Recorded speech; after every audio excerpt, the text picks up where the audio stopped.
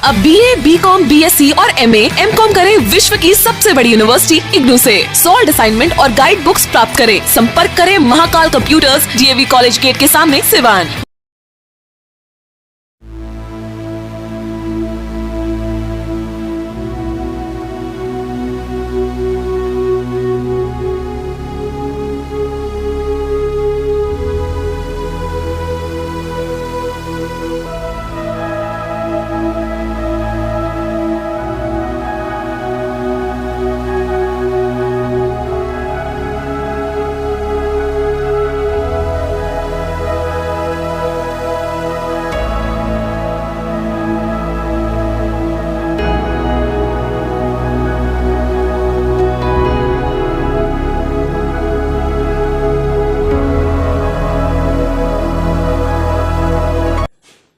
सीवान जिले के मैरवा स्थित राजेंद्र कुष्ठ आश्रम में आज ATN लाइव की टीम पहुंची हुई है और तमाम अलग अलग डिपार्टमेंट में एक एक करके सब कुछ बारीकी से हमने दिखाया है।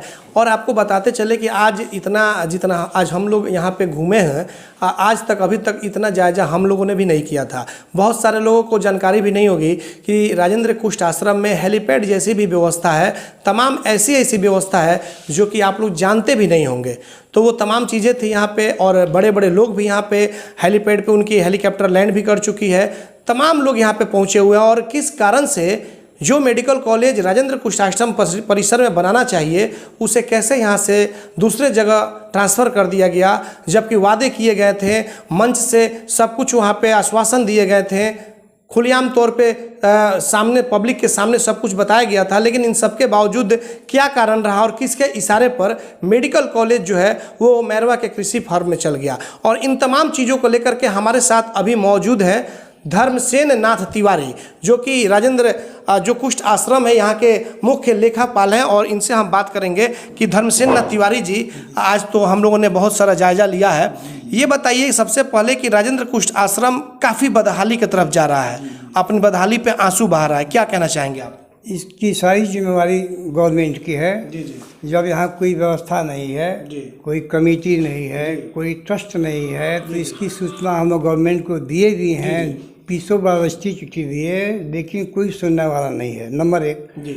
नंबर 2, एक मेडिकल कॉलेज की आस जगी थी, मेडिकल कॉलेज यहाँ बनेगा, सब लोगों का संयोजन होगा, रिकमेंडेशन भी बहुत बढ़िया हुआ था, लेकिन पता नहीं माननीय मुख्यमंत्री जी, माननीय स्वास्थ्य मंत्री जी के चलते क्यों वहाँ चला गया।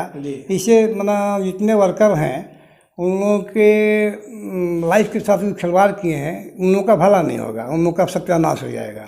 लेकिन एक तो चीज़ है कि यहाँ पे समुचित व्यवस्था है, आपकी बिल्डिंगें जो है वो कहीं कहीं ज़्यादा जर्जर है, हालांकि बिल्डिंगें आपकी अच्छी है और बिल्कुल सब कुछ व्यवस्था है। मेडिकल कॉलेज अगर यहाँ पे लाई जाती तो वाकई हमें लग रहा है कि सरकार की बहुत राशि की बचत भी हो जाती है। ऐसा है कि मेडिकल कॉलेज यहाँ खुले, इसके लिए WHO की टीम आई थी, स्टेट हेल्थ सोसाइटी बिहार की टीम आई थी, उन लोगों ने रिकमेंड किया कि इससे बढ़िया जगह कहीं नहीं है और यहाँ मेडिकल कॉलेज खुलेगा तो 7 जिला के लोगों को फ़ायदा होगा। स्पष्ट रिपोर्ट है, मैं आपको पेपर दिखाऊंगा। इसके बावजूद भी ये गवर्नमेंट क्या कर रही है, क्यों सोच कर वहाँ कर रही है, हमको पता नहीं। मान लीजिए आपको क्या लग रहा है, क्या कारण रहा कि इसे ट्रांसफ़र करा दिया गया होगा, इसके पीछे का कारण क्या रहा? कोई ना कोई कारण तो होगा और जिसकी जानकारी अब हम क्या कहें आपके चैनल के माध्यम से, लेकिन आप अपने माध्यम से इसको लाइट डाइट कीजिएगा कि ऐसा हुआ क्यों। यदि हुआ तो यहाँ से मान लीजिए 1992 से सारे वर्कर मर रहे हैं वेतन के अभाव में, उनका वेतन दिया जाए, संस्था को बेच कर दें या जिस तरह से व्यवस्था करना आपकी व्यवस्था करनी है। जिस समय एग्रीकल्चर फार्म की ज़मीन को गृहस्थ दिए होंगे वो एग्रीकल्चर फार्म के दिए होंगे, वहाँ कृषि विश्वविद्यालय बनना चाहिए था, वहाँ मिलकर का आप क्यों बनाए ये तो आप ही बता सकते हैं। ये तो जो एग्रीमेंट उस समय हुआ होगा वहाँ पे कृषि फार्म पे जो बन रहा है, तो जो ज़मीन वो लोग किसान दिए होंगे वो एग्रीमेंट किए होंगे, कृषि के लिए दिए होंगे, उससे संबंधित चीज़ों के लिए दिए होंगे, लेकिन कहीं ना कहीं उनके भी जो एग्रीमेंट को है दरकिनार करते हुए और वहाँ पे मेडिकल कॉलेज बनाया। बिल्कुल, ये तो माननीय मुख्यमंत्री जी इसका जवाब दे सकते हैं कि इतना बड़ा अन्याय क्यों हो रहा है। माननीय मुख्यमंत्री जी को सोचना चाहिए कि 200 वर्कर मर रहे हैं, ज़मीन अच्छी है, ज़मीन उपयुक्त है, इसके बावजूद भी हम वहाँ क्यों ले जा रहे हैं। आधे 3 फुट पानी वहाँ आज के डेट में आप जाकर देखें, वहाँ 3 फुट पानी है वहाँ पर। और वहाँ पर किस राजनीति के तहत वहाँ चला गया है तो वही बता सकते हैं। अच्छा धर्मसेन जी, एक चीज़ बताइए कि यहाँ पे जो संस्था है, ये राजेंद्र जो कुष्ठ आश्रम है, ये संस्था जो है ये संचालक विहीन है, तो आप लोग किस हैसियत से देख रेख कर रहे हैं इतने सालों से और इतने वर्षों से आप लोग अपना जीवन सब कुछ लगा दिया, तो किस हैसियत से आप लोग यहाँ पे सेवा? पहले बात तो आपको मैं बता रहा हूँ श्रीमान जी की संस्था कंप्लीट संचालक विहीन है, ट्रस्ट के अधीन चलती थी, ट्रस्ट में कोई मेंबर नहीं है, सारे लोग मर गए, तो सारे लोग मर गए तो स्वतः संस्था सरकार के अधीन चली गई, जिस तरह का संतोष कुमार मल जी अधिकारी ने लिखा भी है। लेकिन आप क्यों नहीं इसको मानते हैं, क्यों एक बहाना बना के ट्रस्ट का लेकर चल रहे हैं? हम लोग अपने हैसियत से चीफ अकाउंटेंट के हैसियत से हम आते हैं, कॉरस्पॉन्डेंस करते हैं, इसके लिए हम हमारे पक्ष में कुछ लोग आए तो वो लोग जनहित याचिका भी किए हुए हैं कि भाई ऐसा क्यों उनका अन्याय हुआ है। अब देखिए न्यायालय क्या निर्णय देता है, लेकिन यह जो न्याय हुआ है इसका खमियाजा तो माननीय मुख्यमंत्री जी को साथ उनको भुगतना पड़ेगा। और 1992 से जो हमें जानकारी मिली है कि आप लोगों का वेतन भी बंद है, तो आखिर जीविकोपार्जन कैसे चलता होगा? तमाम हमें लग रहा है कि सैकड़ों की संख्या में यहाँ पे कर्मचारी भी होंगे। 1992 से वेतन बंद है, लगभग 40-50 वर्कर मर भी गए हैं। अभी एक जो है वो अपने घर से खा करके आता है, जाता है, देखता है। आते ही कौन लोग हैं? जो लोग हमारे साथ जो लोग हैं वो 2-4 दिन आते हैं, भाई यहाँ कोई नुकसान नहीं, कोई सामान चोरी नहीं जाए, फिर भी चोरी चला गया। IPF का इवेंट है, कोई पेड़ काट ले जाता है, कोई टेबल उठा जाता है, मतलब कोई देखने वाला नहीं है। इसके लिए हमने SP साहब से भी आवेदन दिया है, DM साहब से भी हम कहे हैं, लेकिन कोई सुनने वाला नहीं है कि संस्था के वर्कर कैसे मर रहे हैं, कि जी रहे हैं, संस्था कैसी है, वहाँ क्या नुकसान है। थाना प्रभारी को भी हमने कहा है, लेकिन कोई सुने हमारी बात तब ना, कोई नहीं सुनता, कोई सुनने वाला नहीं है। पता नहीं प्रजातंत्र में क्या हो गया, सुनना अपने कोई DM साहब को भी आना चाहिए, देखना चाहिए कि यहाँ क्या हो रहा है। उनके पास हम 2 बार गए, पत्र भी दिए, CO साहब के पास गए, थाना प्रभारी के पास गए, SP साहब के पास गए, कोई आता है यहाँ पर देखता है क्या समस्या है, तब हम लोग बात करते हैं। अब हम लोग कॉरस्पॉन्डेंस कर रहे हैं पेपर से, पटना जाने के लिए पैसा हमारे पास नहीं है, दिल्ली जाने के पास पैसा नहीं है, तो किसे जाकर हम लोग बात करेंगे? जाइए बताइए कि 1992 से पैसा कैसा होता है। यहाँ के जो जनप्रतिनिधि हैं वो क्या आप लोग का सहयोग नहीं कर रहे हैं इस धरोहर को बचाने में? कोई सहयोग नहीं, सब अपना डफली अपना पराग गा रहा है। लेकिन सांसद कविता सिंह ने तो आवाज़ उठाई थी वहाँ पे संसद में। उठाई थी, अभी उठाई है, 2 साल पहले भी उनसे हम मिले थे, कुछ उन्होंने नहीं किया। अभी किए हैं तो एक हमारे हैं, वो क्या नाम है उनका, विवेक शुक्ला जी, मतलब वो जदयू के प्रभारी हैं शायद कहीं बिहार वाले के, वो आए थे, उनका बड़ा सहयोग रहा। वो अपना तरफ से उनको कहे भी हैं कविता जी को, और कविता सिंह उठाई भी हैं। अब इसका रिजल्ट क्या होगा भगवान जाने, लेकिन शुक्ला जी का प्रयास रहा, काफ़ी मतलब हम लोगों के पक्ष में वो काम कर रहे हैं। वहाँ भी कहे कि हम मुख्यमंत्री से बात कराएंगे, इसके लिए हम विवेक शुक्ला जी को, संस्था के सारे वर्कर्स को धन्यवाद भी दे रहे हैं। अच्छा एक चीज़ बताइए कि जब मेडिकल कॉलेज बनाने के लिए आप लोगों को आश्वासन भी दे दिया गया, मंच से उसको वहाँ से सब कुछ ओपन बोल भी दिया गया, लेकिन उसके बाद मेडिकल कॉलेज चला गया, तो इसके लिए क्या आप लोग कोर्ट भी गए हुए हैं? क्या वहाँ पे और जो ये रिट याचिका भी दायर की है? हम लोग कोर्ट तो नहीं गए, इसलिए कि हम लोग को जाने का अधिकार नहीं है, लेकिन रिट जब दाखिल हुआ है, पब्लिक ने करेगी रिट याचिका, हमको तो करने का अधिकार 2 वर्कर हैं, पब्लिक किया है दाखिल, हाई कोर्ट दी है पब्लिक। तो उसमें क्या कुछ दिया गया है, क्या कुछ डिमांड है? आप डिमांड दिए हैं कि मेडिकल कॉलेज वहाँ क्यों गया, किस कारण से गया ये बताया जाए पहले, या मेडिकल कॉलेज यहाँ बनाया जाए, अदरवाइज यहाँ वर्करों का पेमेंट दिया जाए, यहाँ कुछ भी बना कर इस जमीन का उपयोग किया जाए, ये सब दिया गया है जी। तो क्या इस पे क्या चल रहा है अभी? न्यायालय की जो न्यायालय बंद है, अभी कोर्ट खुलेगा तो न्यायालय जो निर्णय देगा उसको हम लोग मानेंगे। क्या आपको लग रहा है कि आपके साथ न्याय हो पाएगा? जी ऐसा तो लग रहा है कि न्याय होगा हम लोगों के साथ। अच्छा कभी इस मेडिकल कॉलेज वहाँ नहीं बनेगा, कहाँ नहीं बनेगा? वहीं पर नहीं बनेगा, भगवान की कृपा होगी तो फिर यहीं बनेगा। वो एकदम मतलब कि आप दावा के साथ कह सकते हैं? हम भगवान पर विश्वास करते हैं, भगवान कह रहा है, हम थोड़ा कह रहे हैं। गॉड कह रहा है कि तुम लोगों का जो परिश्रम है तुम लोगों का व्यर्थ नहीं जाएगा, मेडिकल कॉलेज यहीं बनेगा, तुम लोगों को नौकरी भी मिलेगी, तुम लोगों का पैसा भी मिलेगा। मैरवा कृषि फार्म में जो शुरुआत हुई है बिल्डिंग बनाने की, वो हुई है तो उसको न्यायालय चाहेगा टूट नहीं जाएगा, न्यायालय चाहेगा तो क्या संभव नहीं है। जी बिल्कुल बिल्कुल। आज यदि न्यायालय नहीं चाहेगा तो हम वही अपना, हम लोग कमजोर आदमी है तो कमजोर आदमी क्या करेगा। देश रत्न के नाम से इस धरोहर की स्थापना की गई और यहाँ पे बड़े बड़े विभूति यहाँ पे आए हुए हैं, बड़े बड़े यहाँ की।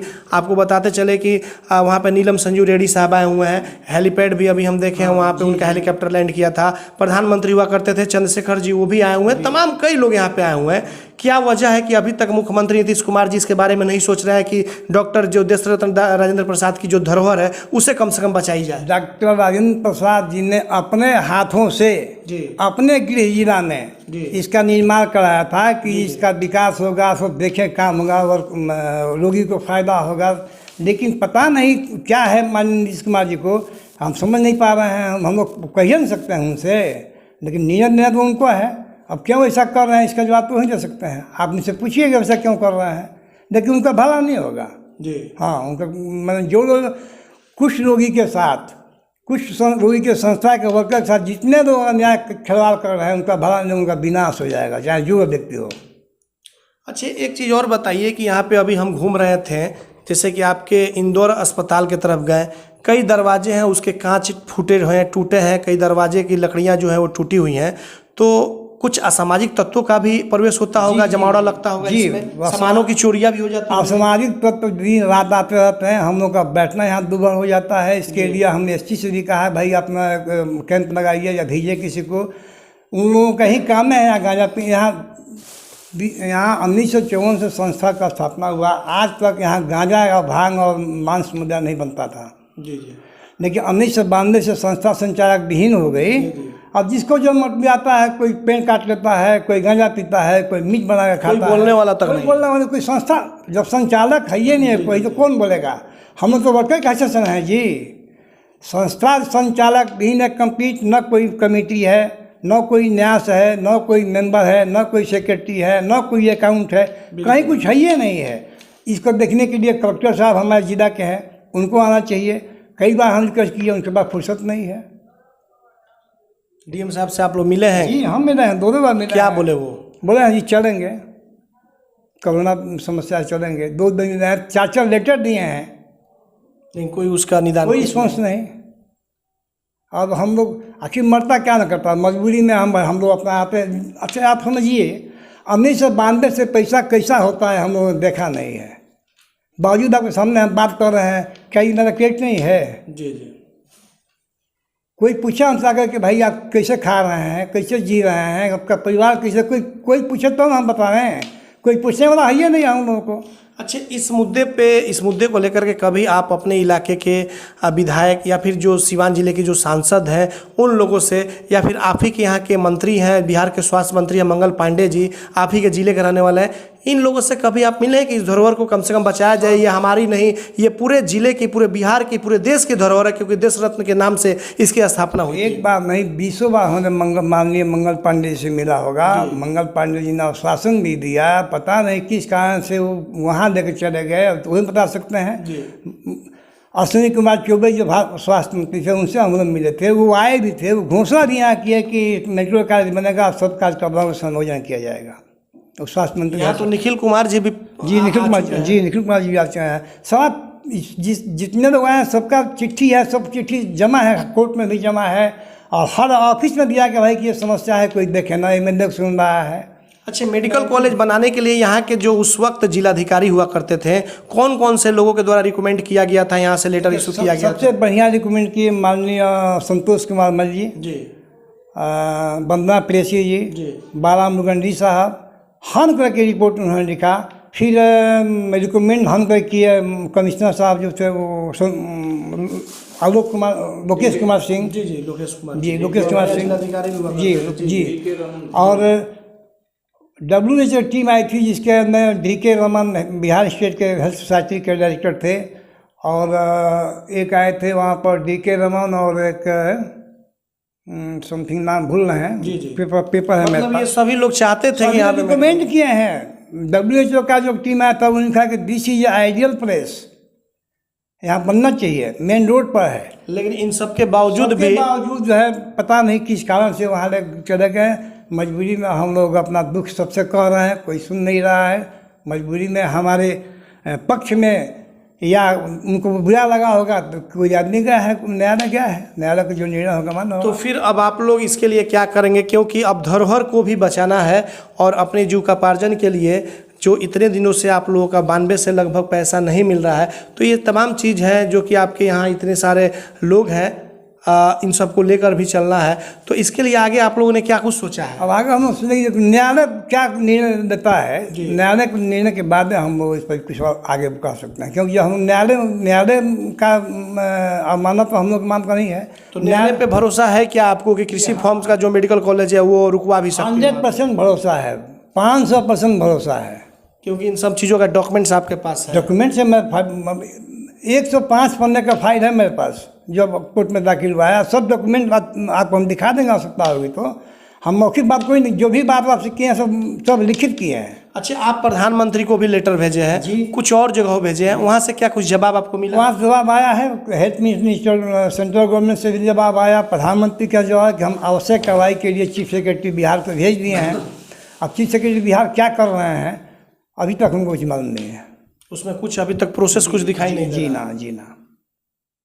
चलिए, ये थे यहाँ के राजेंद्र कुष्ट आश्रम के जो मुख्य लेखापाल हैं धर्मसेन नाथ तिवारी जी। तमाम बिंदुओं पे इनसे बातचीत हुई और लगातार ये जो मुहिम है हमारी जारी भी रहेगी, क्योंकि इस धरोहर को बचाना है। देश के प्रथम राष्ट्रपति डॉक्टर राजेंद्र प्रसाद जो कि सिवान जिले से आते हैं, उनकी जो पैतृक जो स्थली है, जन्मस्थली, वो जीरादेई सिवान जिले में ही है और उन्हीं के नाम पे इसकी स्थापना हुई थी। यानी कि ये जो राजेंद्र कुष्ट आश्रम है उसके जो मुख्य लेखाकार हैं, लेखापाल हैं, उनसे बातचीत हुई। कई लोग हैं जो स्थानीय लोग हैं जो कि कोर्ट भी पहुंच चुके हैं और न्यायालय पे बहुत भरोसा भी है। और धर्मनाथ सेन तिवारी जी का कहना है कि ऊपर वाले पे हमें भरोसा है, जिस तरीके से मेहनत के साथ हम लोगों ने इसे संजोया है, संवार करके हम लोगों ने रखा है, तो हमारा जो मेहनत है वो बिल्कुल बर्बाद नहीं जाएगा और फिर से एक बार वहाँ पे कैंसिल होगा। न्यायालय हमारे साथ न्याय करेगी और मेडिकल कॉलेज अंततः आकर के सिवान जिले के मैरवा के राजेंद्र कुष्ट आश्रम में ही बनेगा। देखना यह होगा कि क्या आने वाले वक्त में न्यायालय फैसला देती है और उस फैसले को सभी लोगों को मानना होगा। इसके लिए थोड़ा सा हमें इंतजार करना होगा। हमारे सहयोगी आशीष कुमार गोलू के साथ चंदन कुमार, ATN लाइव, मैरवा, सिवान। तंत्र मंत्र के बादशाह, भारत के जाने माने सर्वश्रेष्ठ गुरु खान जी, मिलेगा हर समस्या का समाधान गारंटी के साथ। पहले तो मेरा व्यापार ठीक ठाक चल रहा था, मगर पिछले 1 साल से इतना घाटा लगा, मेरा मकान, दुकान, फैक्ट्री सब बिकने की नौबत आ गई। तब मैं बाबा जी से मिला, चमत्कार ही कहूँगा, 2 महीने के अंदर काया पलट हो गई और आज मेरा व्यापार पहले से बहुत बेहतर है।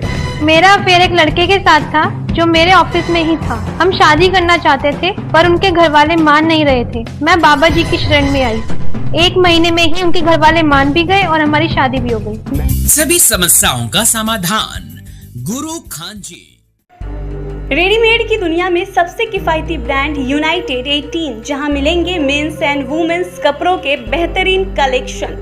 सिर्फ 699 से 1099 तक के जींस, वहीं 499 से 799 तक के शर्ट का बेहतरीन रेंज उपलब्ध। महिलाओं के लिए 399 से 1199 तक का शानदार डिजाइनों में रेडीमेड सूट व किफायती दरों पर कुर्ती भी उपलब्ध। अब देर किस बात की, एक ही छत के नीचे सब कुछ। आज ही जमकर खरीदारी करें। यूनाइटेड 18, अस्पताल मोड़, सिवान। Mobile number 9006273666। सिवान का जाना पहचाना VIP एल्युमिनियम वर्कशॉप, जहां दरवाजा, खिड़की, sliding, PVC door, UPVC window सहित एल्युमिनियम का सभी कार्य किया जाता है। साथ ही प्लाई का दरवाजा भी उचित दाम पर मिलता है। हमारा पता है महादेवा शिव मंदिर के पास, सिवान। प्रोपराइटर मोहम्मद राशिद। मोबाइल 9801112266 व 9128890066।